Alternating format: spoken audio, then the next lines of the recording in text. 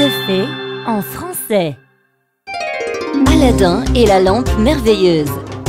Il était une fois, dans un royaume au beau milieu du désert d'Arabie, un pauvre tailleur qui avait un fils appelé Aladin.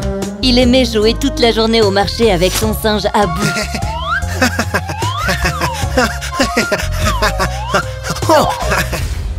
Malheureusement, son père décéda lorsqu'il avait 16 ans.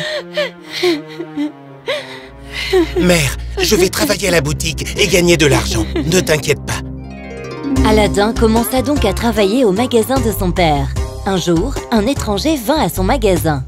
Bonjour, cher Aladin. J'ai appris pour la mort de ton père, mais je n'étais pas en ville à l'époque. Nous sommes-nous déjà rencontrés? Qui êtes-vous? Je suis ton oncle. J'ai vécu à l'étranger pendant de nombreuses années. Oh, mon oncle! Mon père m'a déjà parlé de vous. Je suis venu ici pour te montrer un lieu secret. Un trésor caché. Viens avec moi. Je vais te montrer. Un trésor? Ok, allons-y. Aladin s'assit sur son chameau et ils partirent en voyage. Ils passèrent plusieurs jours dans le désert.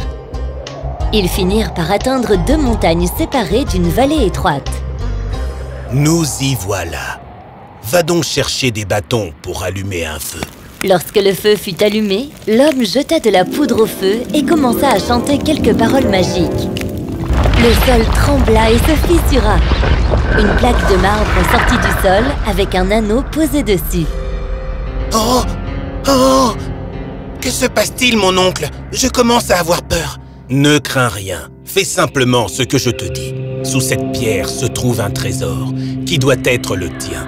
Donc tu dois exactement faire ce que je te dis. Tout d'abord, prends cet anneau. Aladin prit l'anneau. La pierre bougea et apparurent des escaliers pour descendre. À la fin de ces escaliers, tu trouveras un jardin d'arbres fruitiers. Passe à travers sans rien toucher, ou tu mourras instantanément. Continue de marcher jusqu'à arriver à un lieu où se trouve une lampe allumée. Vide l'huile qu'elle contient et apporte-la-moi. Cet anneau te protégera du danger. Aladin descendit les escaliers soigneusement sans toucher au mur doré. Après les escaliers, il y avait un jardin d'arbres fruitiers. Ces fruits ont vraiment l'air appétissants. Aladin avait faim. Il ne put s'empêcher d'en prendre quelques-uns. Dès qu'il cueillit une pomme, elle se transforma en rubis. Oh! Il cueillit quelques raisins qui se transformèrent en perles. Aladin récolta autant de fruits qu'il put. Puis, il vit une lampe allumée. Il retira l'huile et la posa sur les fruits. Aladin retourna vers les escaliers où l'oncle magicien l'attendait avec impatience. Viens, Aladin, apporte-moi cette lampe. Mes mains sont pleines. Venez m'aider, mon oncle. Espèce d'imbécile. Si tu ne me donnes pas la lampe, tu resteras ici pour toujours. Dans sa colère, le magicien murmura quelques sorts de magie et la porte en pierre se referma. Aladin était enfermé à l'intérieur de la grotte. Mon oncle! Mon oncle! Laissez-moi sortir! Mon oncle! Mon oncle! Je n'aurais jamais dû croire cet homme. Aladin pleura des jours durant, espérant que quelqu'un viendrait le sauver. Mais personne ne vint. Oh, que quelqu'un me sorte d'ici! Je vous en prie, que quelqu'un m'aide! Tout en disant ce souhait, Aladin toucha des doigts l'anneau et, à sa grande surprise, il atterrit chez lui.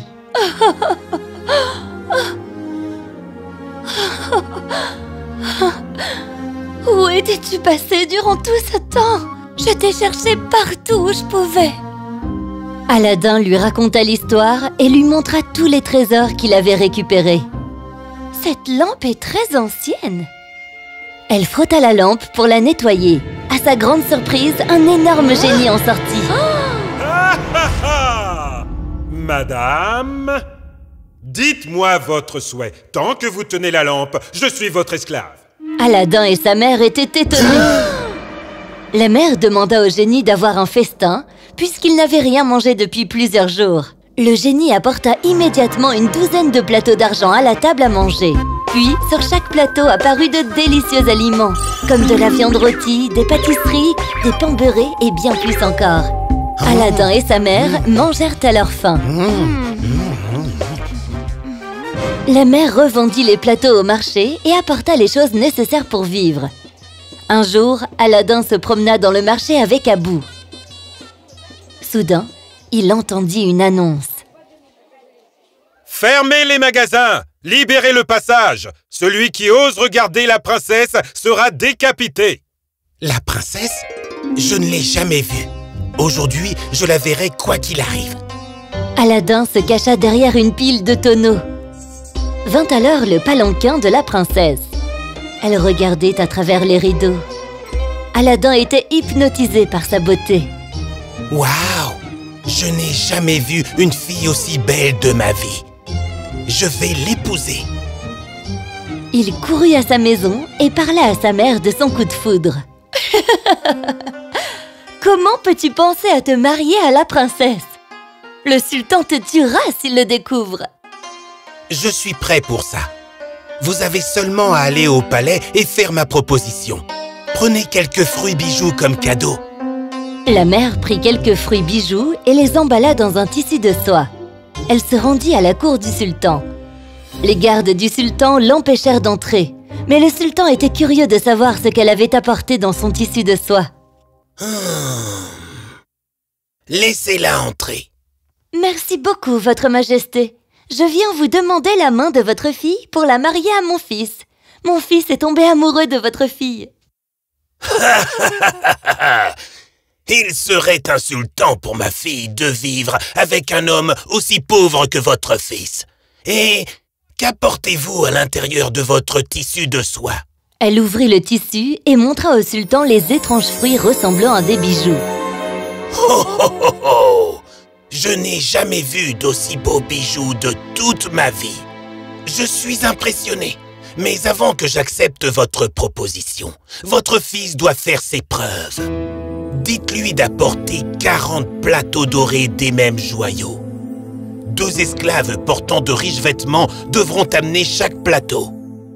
Oui, votre majesté. La mère retourna à la maison et raconta à Aladdin les conditions du sultan. Ne t'inquiète pas. Aladdin frotta la lampe et demanda au génie ce qu'exigeait le sultan.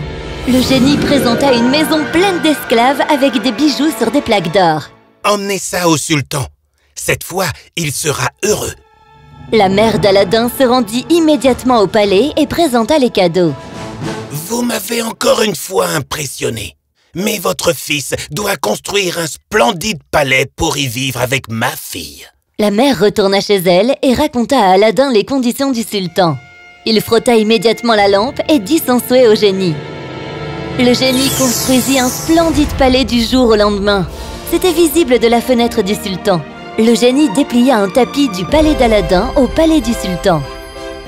Bravo, génie! Maintenant, donne-moi de royaux vêtements et un beau cheval à monter. Oui, maître, comme vous le souhaitez. Le génie l'habilla des plus beaux vêtements. Aladdin se rendit au palais du sultan sur un beau cheval blanc. Heureux de vous rencontrer, jeune homme. Vous avez fait vos preuves. Vous méritez ma fille comme femme. J'annonce votre mariage. Commencez les préparatifs. Aladdin et la princesse se marièrent joyeusement. Le royaume était rempli de bonheur et de joie. Le mariage rendit Aladdin célèbre dans tous les pays et royaumes. Le magicien entendit également parler du mariage et de la soudaine richesse d'Aladdin. Comment ce garçon a-t-il fait pour s'échapper de la grotte? Il a sûrement dû voler ma lampe pour devenir si riche. Je vais lui donner une bonne leçon. Le magicien alla au royaume d'Aladdin. Il se déguisa en vendeur de lampes. Il alla au palais d'Aladdin avec une offre excitante. Aladdin n'était pas au palais à ce moment-là. Quelqu'un veut-il échanger de vieilles lampes contre des neuves? Aladdin sera très heureux si je le surprends avec une nouvelle lampe. Il utilise cette vieille lampe depuis longtemps. Elle prit la lampe magique et fit un arrangement avec le magicien. Instantanément, il frotta la lampe et appela le génie. Maître, dites-moi votre souhait. Tant que vous tenez la lampe, je suis votre esclave. Emmène ce palais ainsi que la princesse loin d'ici dans le désert, pour que personne ne puisse jamais les retrouver. Avec un boom, le palais disparut. Le sultan vit par sa fenêtre que le palais d'Aladin avait disparu. Il ordonna de faire venir Aladin à son palais. À cause de vos tours de magie, j'ai perdu ma fille. Ramenez-la-moi dans les 4 prochains jours ou vous serez décapité. Je vais la retrouver, je vous le promets. Aladin errait dans le royaume depuis maintenant 3 jours, mais impossible de trouver la princesse. Je dois demander de l'aide à l'anneau. Ça m'aidera encore une fois. Je souhaite voir ma princesse. Puis, il se retrouva face à son palais. C'était dans un grand désert et seul le palais se trouvait là. Il se faufila à l'intérieur et trouva la princesse dans sa chambre. Ils s'enlacèrent et pleurèrent. La princesse lui dit tout à propos de l'incident. Ne t'inquiète pas, j'ai un plan pour s'échapper et récupérer ma lampe. Aladin chuchota à son oreille et lui donna une potion. C'était une potion qui rend la victime inconsciente. Aladin se cacha derrière un rideau pour surveiller. Le magicien arriva au palais. « Oh, cher Mustapha, pourquoi ne buvez-vous pas le jus que j'ai fait aujourd'hui? Goûtez-le, s'il vous plaît. » Ma reine, j'attendais ce moment depuis si longtemps. Donnez-moi la boisson. Même s'il s'agit d'un poison, je le boirai. La princesse versa le jus dans un verre et y ajouta quelques gouttes de potion. Puis, elle lui fit boire le jus. Est-ce normal qu'il fasse si sombre ici?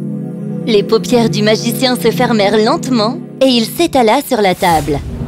Aladin sortit immédiatement et reprit la lampe de sa veste. Maître, maître, dites-moi votre souhait. Tant que vous tenez la lampe, je suis votre esclave. Ramène-nous avec notre palais au royaume du sultan. Laisse ce misérable magicien quelque part loin dans le désert pour qu'il ne puisse jamais retrouver son chemin. Le génie fit ce qu'il avait été ordonné de faire et ils retournèrent tous au royaume. Voyant la bravoure d'Aladin, le sultan lui offrit sa couronne. Une grande cérémonie de couronnement eut lieu pour Aladin. Ils vécurent tous heureux pour toujours.